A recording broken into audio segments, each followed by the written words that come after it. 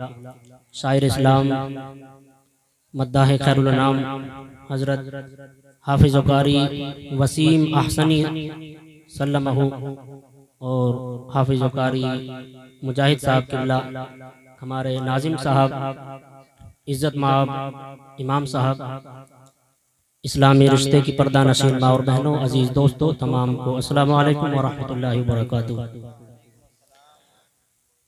अल्हम्दुलिल्लाहिल्लज़ी हदाना सवात तरीक़ व जाला लना तौफ़ीक़ खैरा रफ़ीक़ वस्सलातु वस्सलामु अला मन अरसलहु हुदन। अम्मा बाद फ़ाऊज़ु बिल्लाहि मिनश शैतानिर रजीम बिस्मिल्लाहिर रहमानिर रहीम। इन्ना आतैनाकल कौसर सदक़ल्लाहु मौलाना अज़ीम व सदक़ रसूलुहुन नबियुल अमीनुल करीम व नहनु अला ज़ालिका लमिनश शाहिदीन व शाकिरीन वल्हम्दुलिल्लाहि रब्बिल आलमीन। ए दो जहां के वाली, ए गुलशनों के माली, हर चीज से है जाहिर हिकमत तेरी निराली, तेरे ही फैज़ से है सरसब्ज डाली डाली, पत्तों में तेरी सब्जी फूलों में तेरी लाली, ये सिलसिला जहां का दुनिया के गुलसितां का, फूलों भरी ज़मीं का तारों का आसमां का, सारा है काम तेरा प्यारा है नाम तेरा। अज़ीज़ान मिल्लत इस्लामिया, हर साल की तरह इस बार भी जनाब हमारे समीम भाई ने ये इस इजलास का इनेकाद किया और बाहर से भी उलमा इकराम को मदऊ किया और हमारी बस्ती के भी तमाम हजरात यहाँ पर मौजूद हैं, इल्ला माशाअल्लाह एक दो को छोड़कर जो खवास के लोग हैं उनसे मेरी मुराद है। और मुझे भी इन्होंने फ़ोन किया, मैंने हालांकि मेरा तो प्रोग्राम था कन्नौज के अंदर, लेकिन इन्होंने एक बात कही जो बड़ी अच्छी और करोड़ रुपए की बात थी। इन्होंने कहा था हजरत आपको फ़ोन करके जो मैं बुला रहा हूँ तो आपको परेशान करना मकसद नहीं है, बल्कि मकसद ये है कि जो बाहर से उलमा आते हैं वो ये देख लें कि हमारी बस्ती इल्म से खाली नहीं है, बल्कि इसमें भी हाफिज़ो कारी और उलमा मौजूद हैं। यही आपको बुलाने का मकसद है। बाकी रहा खिताब का मसला या तकरीर वगैरह का मसला, उसके लिए हमारे इफ्तिखार आलम साहब और नाजिम साहब बड़े, उनके लिए कई घंटों बोल देते हैं। ये तो ऐसे माशाल्लाह गला भी इनका बड़ा काम करता है माशाल्लाह। अल्लाह ताला मजीद तरक्की अता फरमाए इनके गले में।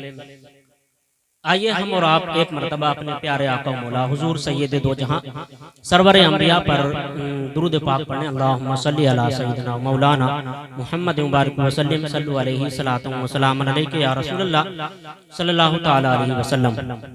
देखो सरकार गौसे आजम का ये चांद चल रहा है और 11वीं की निस्बत से ये वाला प्रोग्राम मुंतखब किया गया। मैं सिर्फ चंद मिनट आप हजरात के सामने रूबरू रहूंगा, उसमें चुनिंदा और मवाद से पुर बातें आप हजरात तक पेश करने की कोशिश करूंगा। बाकी सरकार गौसे आजम की शान जिस तरीके से हजरत ने पिछली मरतबा आप हजरात को बड़ी बेहतरीन नकायद बयान किए और सरकार गौसे आजम की शान में खिताब फरमाया था, तो मेन तकरीर जो खास खिताब है वो तो आपको उन्हीं से मुलाहिजा करना है। मैं बस कुछ बातें ऐसी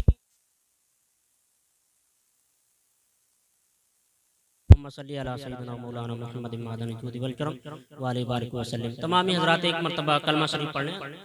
अशहदु अल्ला इलाहा इल्लल्लाहु वहदहु ला शरीका लहु व अशहदु अन्ना मुहम्मदन अब्दुहु व रसूलुहु।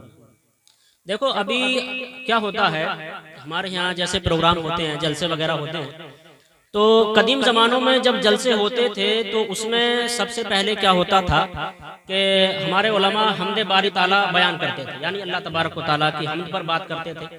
उसके बाद में रसूलुल्लाह की रिसालत, हुजूर की उलूहियत, उलुल अज़मियत, इन चीज़ों पर बयानात होते थे। पब्लिक जो है बड़ी ठाटे मार करके और जम के इन बयानात को सुनती थी। लेकिन अब क्या है ना, हर जगह लज्जतों का ज़माना है। इंसान नात सुनता है तो मज़े के लिए, तकरीर सुनता है तो उसमें भी मज़ा ही तलाश करता है। लेकिन आप जो है ऐसा जहन बनाकर ना बैठे, मेरी तकरीर से आपको हरगिज़ मज़ा मिलने वाला नहीं है। मैं पहले अल्लाह तबारक व तआला की थोड़ी सी वहदानियत और उसकी हम्द बयान करूँगा, उसके बाद रसूलुल्लाह सल्लल्लाहु तआला अलैहि वसल्लम की खूबियाँ कुछ बयान करके सरकार गौसे आज़म की चंद बातों पर रोशनी डाल करके अपनी बात को ख़त्म कर दूँगा। देखो, अल्लाह तबारक व तआला के नाम से शुरू करता हूँ, जो निहायत मेहरबान रहम वाला और हमें रिज्क देने वाला, खल्क फरमाने वाला, वही पाक रब है जिसने हमारे वालिदैन को भी पैदा किया, हमें भी पैदा किया। और सबसे बड़ी बात यह है कि हमें रसूलुल्लाह सल्लल्लाहु अलैहि वसल्लम की उम्मत में पैदा फरमाया और इंसान को अहसने सूरत पे तख्लीक दे करके फिर फी अहसनी तकवीम के खिताब से नवाजा और तूरे सीना की कसम याद फरमाई, इंजीर की कसम याद फरमाई और जैतून की कसम खाने के बाद में साथ में उसके हुस्न पर मोहर भी लगा दी। ये अल्लाह तबारक व तआला का हम लोगों पर एहसान है। पूरी रात भी अगर हम अल्लाह की हम्द बयान करें तो उसकी हम्द बयान नहीं कर सकते। हुजूर अजमल शाह रहमतुल्लाह अलैह फरमाते हैं, बयां हो हम्द तेरी किस तरह हम नातवानों से, बयां हो हम्द तेरी किस तरह हम नातवानों से, कि तू बरतर है वहमों से, ख्यालों से, गुमानों से। और फरमाते हैं, करे अजमल सना क्यों कर के ना वाकिफ है मंजिल से, वही चलते हैं इस रह में जो वाकिफ है निशानों से। और ऐसा होता है कि बाद जगह जलसे होते हैं जिनमें ये बयान किया जाता है कि रसूलुल्लाह कपड़ा भी सिल लिया करते थे, रसूलुल्लाह घर में झाड़ू भी दे लिया करते थे। साथ में अल्लाह तबारक व तआला की वहदानियत को इस तरह बयान करते हैं कि अल्लाह ताला वो है जिसने कुत्ते को पैदा किया है, खिंजीर को पैदा किया है। अगर कोई अपने जलसों में इस तरीके की बातें बयान करे, हालांकि खालिक उनका भी अल्लाह ही है, खिंजीर को पैदा करने भी वाला अल्लाह ताला है, कुत्ते को पैदा करने वाला भी अल्लाह ताला है, लेकिन इसके बावजूद भी अगर कोई अल्लाह ताला को इस तरीके से याद करे कि ऐ खिंजीर के अल्लाह मेरी इस दुआ को कबूल कर ले, तो वो उसी जलसे में अपना ईमान खो बैठेगा। तो फिर अल्लाह ताला को अगर इस तरीके से याद ना करें तो हम उसकी हम्द किस तरह करें? तो फिर जब हमारे जहन यहाँ महदूद हो जाते हैं तो हम अपने इमाम से पूछ लेते हैं, या सैयदी आला हजरत, आपने तमाम मैदानों पर, तमाम मोड़ों पर हमारी रहनुमाई फरमाई है, आप ही बता दीजिए कि हम तेरी आला हजरत, आप ये बता दीजिए कि हम अल्लाह तबारक व तआला की हम्द किस तरह बयान करें? तो आला हजरत फरमाते हैं कि इस तरह कहो, वही रब है जिसने तुझको हमतन करम बनाया, वही रब है जिसने तुझको हमतन करम बनाया, हमें भीख मांगने को तेरा आस्था बताया, हमें भीख मांगने को। तो हमें आला हजरत ने ये तरीका बताया कि तुम्हें इस तरीके से भीख मांगनी है। और हजरत शेख सादी रहमतुल्लाह अलैह फरमाते हैं कि ए जमाने में भटकने वालों, तुम जो इस दर दर की ठोकरें खा रहे हो। एक मर्तबा मैं एक जंगल से गुजर रहा था, एक बुजुर्ग शेर पर सवार थे और हाथ में काला नाग सांप लिए हुए थे। जब मैं उनके करीब पहुंचा तो उन्होंने सांप को मेरे चेहरे की तरफ कर दिया। मैं सांप की रंगत देख करके, उसकी खौफनाक चेहरा देख करके घबरा गया और मैंने अपने आप को पीछे कर लिया। उसके बाद बुजुर्ग ने एक जुमला कहा जिसने मेरे दिल को चीर के रख दिया। फरमाते हैं कि ऐ सादी, तू खुदा का हो जा, पूरी कायनात तेरी हो जाएगी। इससे पता चलता है कि जो इस दर पे आकर भटकता है फिर अल्लाह तबारक व तआला उसे दूसरी जगह भटकने नहीं देता।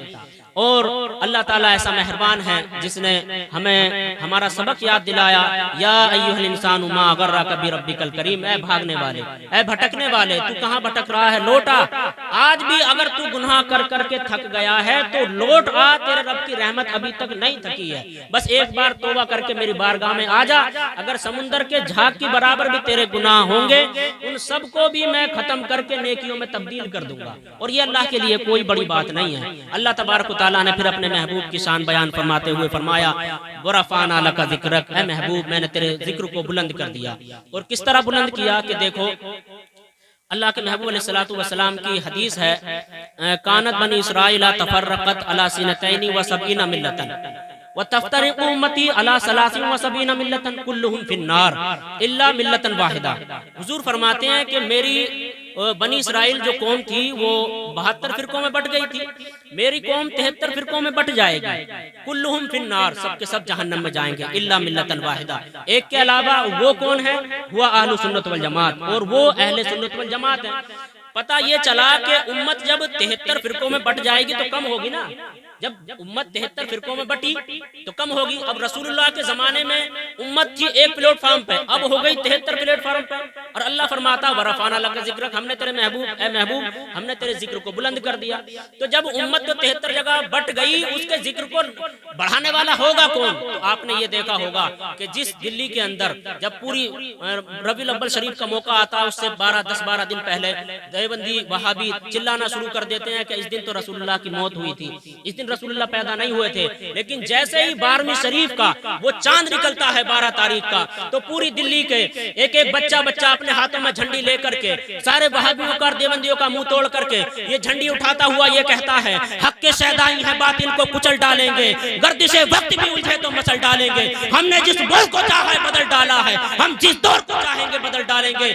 अल्लाह के नाम पर भौंकने वालों, मेरे आका सल्लल्लाहु अलैहि वसल्लम के जिक्र को मिटाने वालों, जब अल्लाह तबारक व तआला ने हुजूर के जिक्र के बारे में ये फरमा दिया है, व रफ़अना लका ज़िक्रक, ऐ महबूब हमने तेरे जिक्र को बुलंद कर लिया, तो कयामत तक पूरी दुनिया अगर अल्लाह तबारक व तआला के महबूब के जिक्र को मिटाना चाहेगी तो मिटा नहीं पाएगी, क्योंकि अल्लाह ताला के महबूब के जिक्र को बुलंद करने वाला कोई और नहीं, अपने हबीब के जिक्र को बुलंद करने वाली जो जात है वो खुद अल्लाह रब्बुल इज्जत है, और उसने अपने महबूब के जिक्र पर ये कह करके मोहर लगा दी, व रफ़अना लका ज़िक्रक, ऐ महबूब हमने कयामत तक तेरे जिक्र को बुलंद कर दिया है, अब पूरी दुनिया का वबाला हो जाए, आसमान और जमीन एक हो जाए, तेरे जिक्र को मिटाने में जुट जाए, फिर भी तेरे जिक्र को रोक नहीं सकते, क्योंकि तेरे जिक्र को बुलंद करने वाला कोई और नहीं बल्कि खुद मैं खालिक कायनात। सुभान अल्लाह। नारे तकबीर, नारे रिसालत, उलमाए अहले सुन्नत, दशने गौसल वरा कॉन्फ्रेंस, अल्लामा आमिर रजा साहिब किबला, नारे तकबीर, नारे रिसालत, जिंदाबाद जिंदाबाद, सुभान अल्लाह सुभान अल्लाह। अल्लाह तबारक व तआला ने क्या फरमाया, व रफ़अना लका ज़िक्रक। एक जगह अल्लाह इरशाद फरमाता है, बड़ी छोटी सूरत है, कुरान की सबसे छोटी सूरत सूरह कौसर, उसमें फरमाता है, इन्ना आतैनाकल कौसर, ऐ महबूब हमने आपको बेशुमार खूबियां अता फरमाई, बेशुमार खूबियां अता फरमाई। अच्छा होता क्या है, देखो मोहब्बत करने के लिए जब भी हम किसी से मोहब्बत करते हैं ना, उसमें 3 चीजों में से एक का होना बहुत जरूरी है। अगर 3 में से एक नहीं होगी तो बंदा कभी भी मोहब्बत कर ही नहीं सकता। वो 3 क्या क्या है? सबसे पहली चीज है हुस्न जमाल। सबसे पहली चीज क्या है? हुस्न जमाल। मसलन बंदे का चेहरा खूबसूरत हो, बाल बेहतरीन हो, कानों की बनावट बड़ी प्यारी हो, भौएं अच्छी हो, अबरू मुबारक अच्छी हो, नाक की बनावट बड़ी प्यारी हो। तो सबसे पहले बंदा क्या देखता है? हुस्न जमाल। दूसरी चीज क्या देखता है? जूदो नवाल। और तीसरी चीज देखता है फजलो कमाल। जूदो नवाल का मतलब क्या है? जूदो नवाल का मतलब है कि उसके अंदर सखावत का जो है बहाने का एक जोश हो, फरावानी हो, उसके हाथ में ये जूदो नवाल का दरिया बहाने वाला हो। और जैसी जूदो नवाल अल्लाह तबारक व तआला ने हमारे नबी को अता फरमाई है, वल्लाह किसी को अता नहीं फरमाई। तो जूदो नवाल। तीसरी चीज क्या है? फजलो कमाल। फजलो कमाल जैसे क्या? बरेली शरीफ के सबसे बड़े मुफ्ती का माजी करीब में नाम क्या था? मुफ्ती अख्तर रजा खान कादरी। लेकिन वो अपने फजलो कमाल से अल्लाह तबारक व तआला ने उन्हें जो फजलो कमाल अता फरमाया वो क्या है कि वो अपने वक्त के ताजुश शरिया भी है। मुफ्ती आजम तो हैं ही हिंदुस्तान के, लेकिन अपने वक्त के ताजुश शरिया भी है। तो ताजुश शरिया होना उनका ये फजलो कमाल है।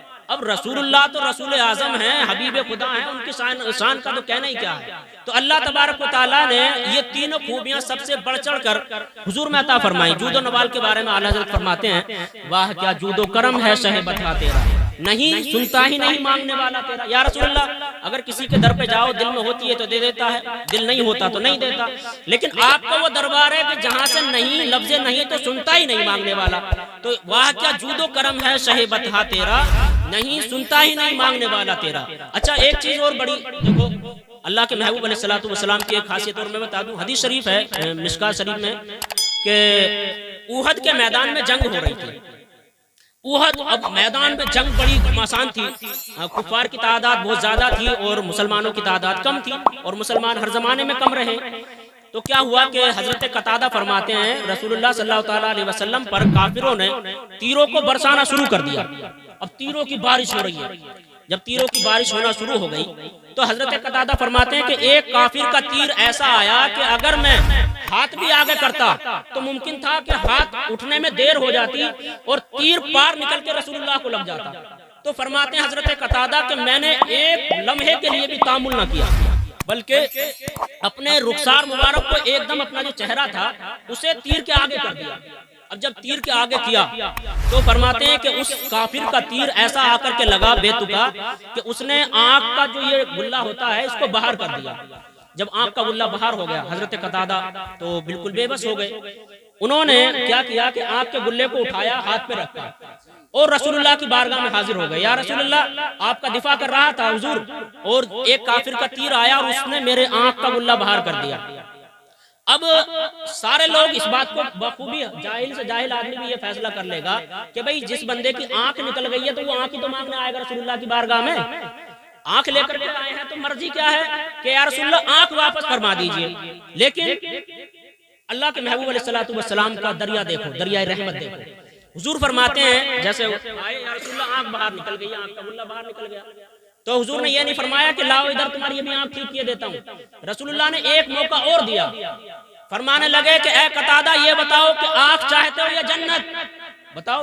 लेने तो आए आंख, लेकिन रसूलुल्लाह ने जहन को खोल दिया, राह को और बढ़ा दिया। कहने लगे कि ए कतादा ये बताओ कि आंख चाहते हो या जन्नत। अब किसी को आंख भी मिल रही हो, जन्नत भी मिल रही हो, तो वो क्यों छोड़ेगा। उन्होंने कहा या रसूलुल्लाह, अर्ज करने लगे हजरत कतादा या रसूलुल्लाह सल्लल्लाहु ताला अलैहि वसल्लम, आंख मेरी मर्जी से अता फरमा दीजिए और जन्नत अपनी मर्जी से अता फरमा दीजिए। मगर उधर भी तो देने वाला सखियों का सखी है, उसकी जो जूदो करम का एक अल्लाह तबारक व तआला ने पैकर बना करके भेजा, जिसे फरमाने लगे कि ए कतादा मैंने तुम्हें जन्नत भी अता फरमा दी है और करीब आओ। करीब आए, आंख के गुल्ले को आंख में रखा और हुजूर ने अपना लुआब दहन लगा दिया। फरमाते हैं हजरत कतादा के अल्लाह के रसूल सल्लल्लाहु ताला अलैहि वसल्लम ने आंख के गुल्ले को आंख में रखा और रखने के बाद में लुआब दहन लगा दिया। फरमाते हैं कि उसके बाद से मेरी आंख ऐसी रोशन हो गई कि ये वाली आंख जो पहले से ठीक थी उससे इतनी तेज दिखाई नहीं देता था जितना इस वाली आंख से मुझे दिखाई देने लगा। अल्लाह के रसूल सल्लल्लाहु ताला अलैहि वसल्लम की लुआब दहन की बरकत ये थी कि उसकी रोशनी और मजीद तरक्की पा गई। ये है हमारे आका सल्लल्लाहु ताला अलैहि वसल्लम की जूद और सखा का आलम। अच्छा, अब इतनी कोई खूबियों का मालिक हो, इतनी खूबियों का मालिक हो, एक मर्तबा क्या हुआ कि प्यारे आका सल्लल्लाहु ताला अलैहि वसल्लम का एक गली से गुजर हो रहा था, गली से गुजर हो रहा था मक्के में। तो वहाँ की एक खातून थी जो बहुत ज्यादा हुजूर से हसद और जलन रखती थी, आपको साहिर जादूगर झूठा मानती थी। हुजूर जैसे निकल के जा रहे थे गली से, सामने से कोई मुसलमान आ गए, उन्होंने बात करना शुरू कर दिया। जब सहाबी ने बात करना शुरू कर दिया तो हुजूर ने क्या किया कि बात करते करते उसी औरत के मकान को टेक लगा दिया। उसके कानों में जब हुजूर की आवाज गई, हुजूर के लफ्जों की आवाज पहुंची, तो उसने क्या किया कि अपने घर के रोशनदान बंद किए, खिड़की को बंद कर दिया, जितने पर्दे थे वो सारे सटा दिए ताकि हुजूर की आवाज उसके कानों में ना जाए।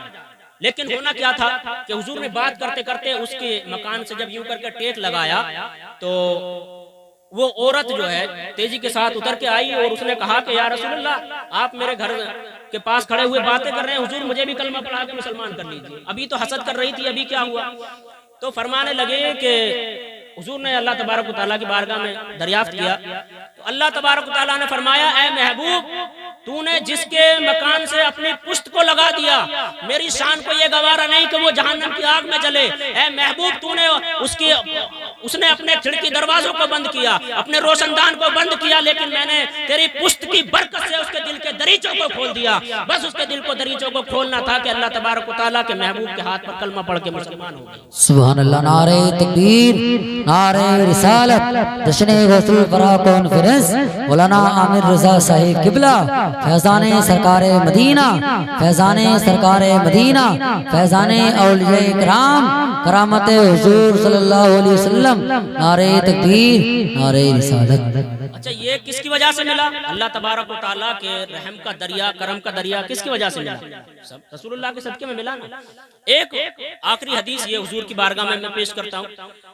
जब जिस दिन मक्का फतेह किया था तो आप सारे लोग जानते हैं कि मक्के में 360 बुत थे काबे के अंदर, लेकिन एक बुत है जो जिसका नाम है होबल, वो सबसे बड़ा बुत था और वो काबे की छत पे था। इत्तेफाक की बात यह है कि जो रसूलुल्लाह के खानदान वाले हैं, हजरत अब्बास, हजरत हमजा, हजरत अबू तालिब, जनाब अबू तालिब, ये तमाम अशखास जो है काबे की छत पे चढ़ते थे और इसकी होबल की पूजा किया करते थे। हुआ क्या कि जब सारे बुतों को रसूलुल्लाह ने अपने असे मुबारक से तोड़ा तो उस तक असा नहीं पहुंच रहा था। असा मतलब लाठी, जो हुजूर की लाठी मुबारक थी वो नहीं पहुंच रही थी। हुजूर ने हजरत अली को बुलाया, फरमाने लगे, अली इधर आओ और मेरे कांधों पर खड़े हो जाओ। तो हजरत अली रज़ा बरंदाम हो गए, अर्ज करने लगे, या रसूलुल्लाह, अगर आप नालैन मुबारक के साथ भी मेरे सर पे खड़े हो जाए ना, ये मेरे लिए बहुत बड़े फख्र की बात है, लेकिन मैं अपने पैरों को धोकर भी आपके कांधों पर खड़ा नहीं हो सकता। अली ने, हजरत हुजूर ने जब हुक्म दिया तो हुक्म जो होता है वो अदब पर फोकियत रखता है। हुजूर ने जब हुक्म दिया तो हजरत अली मजबूर हो गए और खड़े हुए। रसूलुल्लाह ने उठाया, आसा मुबारक दिया, होबल को तोड़ दिया। तोड़ने के बाद में जब हजरत अली को नीचे उतारा तो पूछा, अली जब मेरे कांधों पर थे तो क्या महसूस कर रहे थे? फरमाने लगे, या रसूलुल्लाह जब आपने मुझे कांधों पर बिठा करके आप सीधे खड़े हुए तो मेरा जो ये सर था वो अर्श से जा लगा। अब पता लगा कि जो अपने कांधों पर किसी को खड़ा करके, अगर रसूलुल्लाह सल्लल्लाहु अलैहि वसल्लम अपने कांधों पर खड़ा करके अपने कांधों पर बिठा करके खड़े हो जाएं तो उनका सर अर्श से जा लगता है। जिसे रसूलुल्लाह सल्लल्लाहु अलैहि वसल्लम बनफ्से नफ्सी उठाना चाहते हो तो वो फिर अपने वक्त का कोई मामूली मुसलमान नहीं होता, बल्कि वो सिद्दीक़ अकबर बना करता है, वो अपने वक्त का फारूक आज़म होता है, वो अपने वक्त का सारे गनियों का गनी उस्मान गनी होता है। और इसी वजह से कहा गया कि दो ही है गनी, एक अल्लाह है गनी और एक उस्मान है गनी। और हुजूर ने हजरत अली के बारे में फरमाया, मन कुंता मौलाहु फअलीयुल मौला, जिसका मैं मौला उसका अली मौला। और ये रसूलुल्लाह का इख्तियार है, आप जिसे जो चाहें वो अता फरमा दें, समझे, वो तो हुजूर की फरमा रवानी है। अब बात यह है कि जब अल्लाह ने रसूलुल्लाह को इतने तमाम कमालात का, तमाम औसाफ का मालिक बनाया, इनके प्यारे आका सल्लल्लाहु ताला अलैहि वसल्लम के औसाफ के जो मजहर हैं वो हैं सरकार गौसे आजम। जैसे क्या हर वली जो बहुत बड़े पाए का बुजुर्ग होता है, वो किसी न किसी नबी के नक्शे कदम पे होता है। ये देखो, आप लोग जलसे जुलूस में आते हैं तो थोड़ी कुछ बातें याद भी कर लिया करें। क्या होता है, हर वली किसी न किसी नबी के नक्शे कदम पे होता है। जैसे क्या सरकार मुजद्दिद अल-फिसानी, जिनका मजार सरहिंद शरीफ पंजाब में है, वो फरमाते हैं कि मेरा जो ये कदम है वो हजरत मूसा अलैहिस्सलाम के कदम पर है। उनका कदम किसके कदम पर है? मूसा अलैहिस्सलाम के। हजरत मखदूम अशरफ जहांगीर सिमनानी रहमतुल्लाह ताला अलैह, उनका जो कदम है वो हजरत ईसा अलैहिस्सलाम के कदम पर है। इसी तरीके से सरकार मुफ्ती आजम हिंद का जो कदम है वो, और एक सहाबी और हैं, तो इनका कदम हजरत दाऊद अलैहिस्सलाम के कदम पर है। और बहुत सारे बुजुर्ग हैं। और इसी तरीके से तमाम वलियों के सरदार हजरत सरकार गौसे आजम का जो कदम है वो रसूलुल्लाह के कदम मुबारक पर है। और एक ये बात भी बयान करते हैं असफिया इस मामले में कि मतलब कदम से मुराद ये है कि वो वली जो होता है वो उस नबी का अक्स उस पर पड़ता है, उसका परतो होता है। सरकार गौसे आजम जिस तरीके से रसूलुल्लाह का औलिया इकराम में कोई जवाब नहीं, इसी तरीके से सरकार गौसे आजम का औलिया में कोई जवाब नहीं। जैसे रसूलुल्लाह का अंबिया में कोई जवाब नहीं, ऐसे ही सरकार गौसे आजम का औलिया में कोई जवाब नहीं। एक वली है हजरत बायजीद बुस्तामी, क्या नाम है? हजरत बायजीद बुस्तामी, बहुत बड़े बुजुर्ग हैं ये। और इनके पढ़ाई के लिए मैं खाली एक जुमला कह देता हूँ, वो काफी है समझने के लिए। जहां से वलियों की उड़ान खत्म होती है वहां से हजरत बायजीद बुस्तामी की उड़ान शुरू होती है। अब लगा लो कितने बड़े वली होंगे। कहाँ क्या फर्क कहा मैंने? जहां से औलिया की उड़ान खत्म होती है ना, वहां से उनकी उड़ान शुरू होती है। उड़ान का मतलब क्या हुआ? जैसे कि हजरत औरंगजेब आलमगीर रहमतुल्लाह अलैह का नाम सुना सारे लोगों ने। इन्होंने हरवेरे साहब के पीर हैं हजरत सरमद शाह, उनका सर काट दिया था जामा मस्जिद की सीढ़ी पर। उनके पीर आए, उन्होंने सर को रोक लिया और कहा कि औरंगजेब मैं अभी जा रहा हूँ रसूलुल्लाह की बारगाह में और जाकर के हुजूर से तुम्हारी शिकायत करूंगा। फरमाते हैं हजरत भरे शाह के, मैं एक लम्हे के अंदर जाकर के मस्जिद नबी में पहुंचा, लेकिन देखता क्या हूं कि उससे पहले हजरत औरंगजेब रसूलुल्लाह की बारगाह में खड़े हुए रो रहे हैं और जाकर के अरीजा पेश कर रहे हैं, या रसूलुल्लाह मुझसे खता हो गई और आपकी बारगाह में आया हूं या हुजूर। अल्लाह ने कुरान में फरमाया कि जब तुम अपनी जानों पर जुल्म कर लो तो मेरे महबूब की बारगाह में आ जाओ। हुजूर मैं, या रसूलुल्लाह मैं भी आपकी बारगाह में आया हूं और माफी का तलबगार हूं, हुजूर माफी अता फरमा दीजिए। इससे क्या पता चला कि हजरत औरंगजेब की उड़ान इतनी तेज है कि कोई पलक झपके उससे पहले हजरत औरंगजेब मदीना पहुंच सकते हैं, इसे कहते हैं उड़ान। लेकिन हजरत बायजीद बुस्तामी की उड़ान इतनी तेज है कि जहां से हजरत औरंगजेब की, हजरत शाहजहां की, जनाब साबिर पाक की, वारिस पाक की और मखदूम अशरफ जहांगीर सिमनानी की, मुफ्ती आजम हिंद की, आला हजरत की, इन सब की उड़ानें खत्म होती हैं, वहां से हजरत बायजीद बुस्तामी की उड़ान शुरू होती है। कितना बड़ा बुजुर्ग होगा। हजरत बायजीद बुस्तामी का जो जमाना है वो सरकार गौसे आजम से पहले है। लेकिन जब सरकार गौसे आजम ने दुनिया में यह ऐलान किया कि मेरा जो ये कदम है कदमी हाजी अला रकबती कुल्ली वलील्लाह, मेरा जो ये कदम है वो तमाम औलिया की गर्दनों पर है, ये सरकार गौसे आजम ने ऐलान किया। नहीं, बड़ा मशहूर ऐलान है सरकार गौसे आजम का। तो हजरत बायजीद बुस्तामी ने पूछा कि ए अल्लाह तबारक व तआला, अपनी मरकज से पूछा, मरकज में खड़े हुए और अर्ज किया कि या अल्लाह ताला तू मुझे ये बता कि शेख अब्दुल कादिर जिलानी को मुझसे किन बातों में फौकियत है। तो अल्लाह तबारक व तआला ने फरमाया कि वो तुमसे दो बातों में अफजल है। समझ लेना, ये बड़े नकायत और बड़ी अहम बातें हैं, आप हजरात अगर याद कर लें तो। क्या फरमाया अल्लाह तबारक व तआला ने हजरत बायजीद बुस्तामी से कि वो तुमसे दो बातों में अफजल है। वो कौन कौन सी हैं? तो एक फरमाया कि वो सियादत में तुमसे अफजल है, मतलब सरकार गौसे आजम जो है वो सैयदुल नसब है, रसूलुल्लाह की आल से हैं, और हजरत बायजीद बुस्तामी जो है वो गैर सैयद है। तो इस एतबार से सरकार गौसे आजम हजरत बायजीद बुस्तामी से अफजल है। ये किसने फरमाया? अल्लाह ने। और दूसरी बात फरमाई कि वो फक्र में तुमसे आला है। अब फक्र समझो क्या चीज है। रसूलुल्लाह फरमाते हैं अल फक्रू फखरी, फक्र जो है वो मेरा फक्र है। फक्र का मतलब ये होता है जैसे क्या वो बंदा पूरी तरीके से अल्लाह पे एतमाद कर ले, असबाब पे बिल्कुल एतमाद ना करे। भाई हम लोग क्या करते हैं, सर्दी पड़ने के लिए मोटे जैकेटें, लिहाफ, गद्दे, ये सारी चीजें पहनते हैं, नहीं ओढ़ते हैं। और सर्दी कभी ऐसा होता है भूख से बचने के लिए खाना खाते हैं। लेकिन जो अल्लाह तबारक व तआला पर मुकम्मल एतमाद और तवक्कुल करता है तो उसे कहते हैं फक्र। और रसूलुल्लाह फरमाते हैं अल फक्रू फखरी, फक्र मेरा फक्र है। फिर सरकार गौसे आजम फरमाते हैं कि मैं मकाम मोहब्बत के दरवाजे पर पहुंचा, मैंने उसे भी खाली पाया। सुलूक के जिस जिस दरवाजे पर पहुंचा मैंने उन सबको खाली पाया। आखिर में जब मैं फक्र के दरवाजे पर पहुंचा तो मैंने इन तमाम दरवाजों पर भीड़ देखी। मकाम मोहब्बत पे, मकाम उलूहियत पे जितने भी दरवाजे हैं सब पे मैंने खूब भीड़ देखी। लेकिन मैं जब फक्र के दरवाजे पर पहुंचा तो मैंने उसे खाली पाया। इससे क्या पता चलता है कि जिस मकाम पे सरकार गौसे आजम है उस मकाम पे दूसरा कोई वली है ही नहीं। और यही हजरत बायजीद बुस्तामी सल्लल्लाहु अलैहि वसल्लम ने फरमाया कि ए बायजीद वो तुमसे दो चीजों में अफजल है, एक तो सियादत में और एक फक्र में। अब थोड़ा सा अपने जहन पे थोड़ा बोझल कर लें और समझने की कोशिश करें। चंद चीजें मैं यहाँ पे समझानी चाहूंगा, ये बड़ी दुश्वार पड़ती हैं लेकिन सालिकीन के लिए कोई दुश्वार नहीं है। देखो इंसान के सीने में जो है ना लताइफ होते हैं, लताइफ जो हैं वो 10 हैं। लताइफ कितने हैं? 10। और वो कौन कौन से हैं? 6 जो हैं वो इंसान के सीने में हैं और 4 जो हैं वो आलम अम्र में हैं। 6 आलम खल्क में और 4 आलम अम्र में। अब पहले समझ लो कौन कौन से। जैसे यहाँ पे हमारा सीना है तो सीने पे इधर यहाँ पे होता है कल्ब, फिर इधर होती है रूह, यहाँ पे उसके ऊपर होता है सिर, और इधर होती है खफी, यहाँ पे होता है अख्फा, और यहाँ पे होता है नफ्स। यहाँ पे क्या होता है? नफ्स। ये कितने हो गए? 6। ये आलम खल्क में है। और 4 जो हैं जो आलम अम्र में है वो अनासिर अरबा है। अनासिर अरबा आग, हवा, पानी और मिट्टी, ये चारों जो हैं वो आलम अम्र में है। मगर बड़े से बड़ा वली जो बहुत बड़े मकाम पर फाइज होता है वो इन 6 को तय करता है। लेकिन सरकार गौसे आजम ने ये 6 तय नहीं किए, बल्कि इन 4 के भी पार, इन 6 को तय करने के बाद में उन 4 को भी तय किया। और वलायत के जो बड़े बड़े मकाम थे उन सब से भी करोड़ों दर्जे आगे जा गुजरे।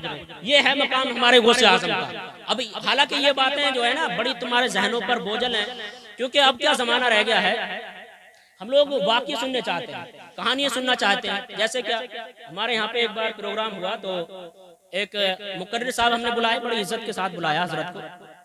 उन्होंने देखा कि पब्लिक का बिल्कुल किसी तरीके से मूड ही नहीं बन रहा, तो उन्होंने बताया क्या वाकया सुनाया कि ऐसा हुआ जी, एक दरवेश थे, वो एक दरख्त के नीचे से निकले हुए जा रहे थे।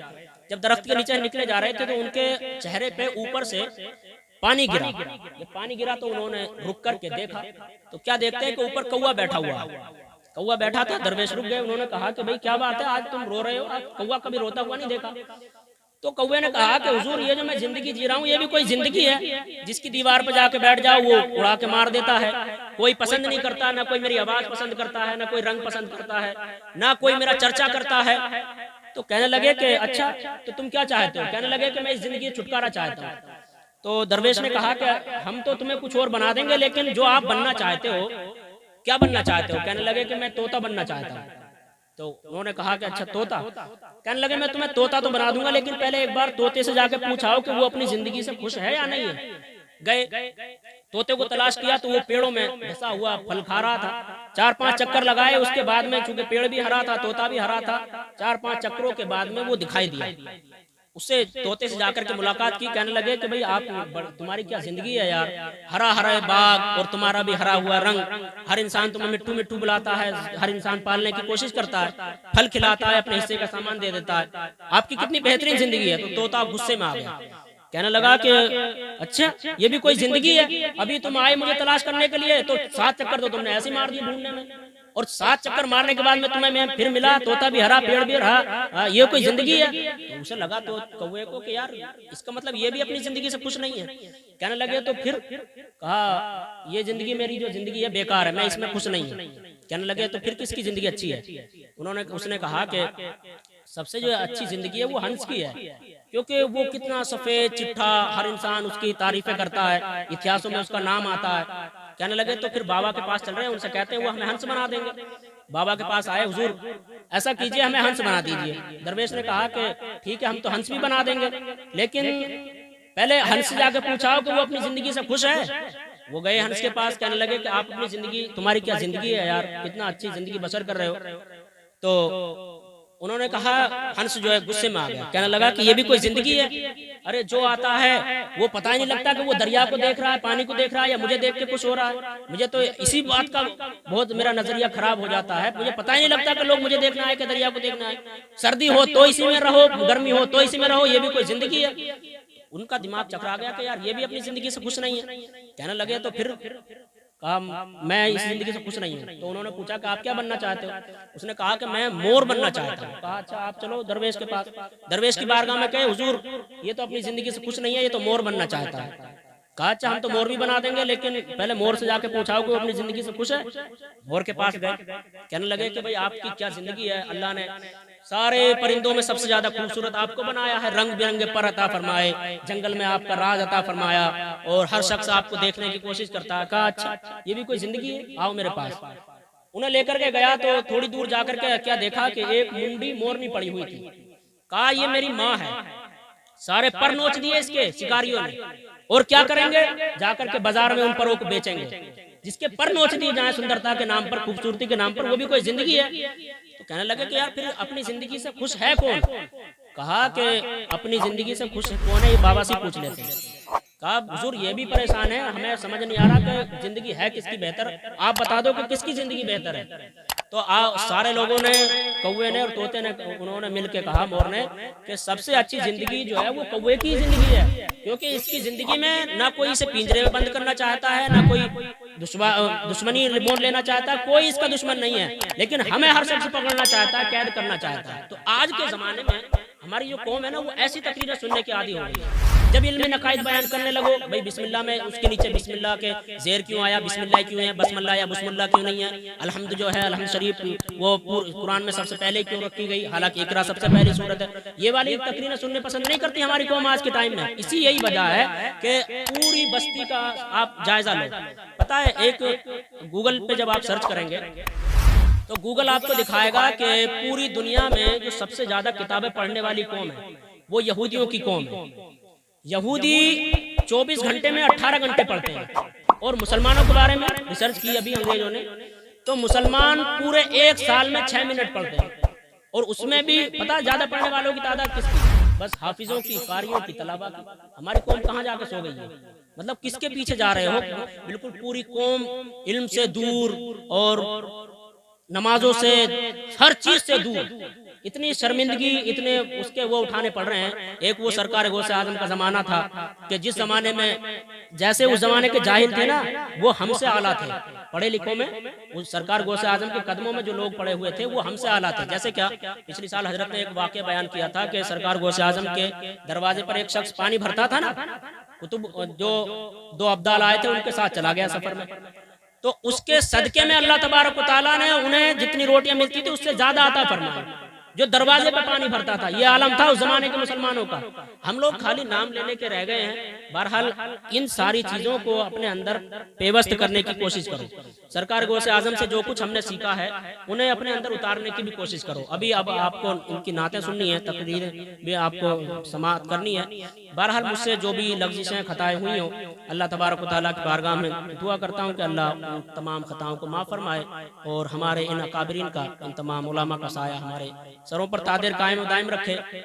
आखिर में सिर्फ इतनी बात कहूंगा कि देखो, सूखी रोटियां खा लो, सब्र कर लो, कुछ भी कर लो, लेकिन किसी भी तरह से तमाम आलिम, हर आलिम इस बात को कहता है कि चाहे अपने बेटों को इंजीनियर ही बनाओ, डॉक्टर ही बनाओ, इनमें दीनदारी भी हो, लेकिन इन्हें पढ़ाओ लिखाओ जरूर। हर इंसान पैसे के पीछे दौड़ रहा है और बस लालच लिए बैठे उड़ा से कि किसी तरह ये बड़ा हो, मेरा हाथ बटाए।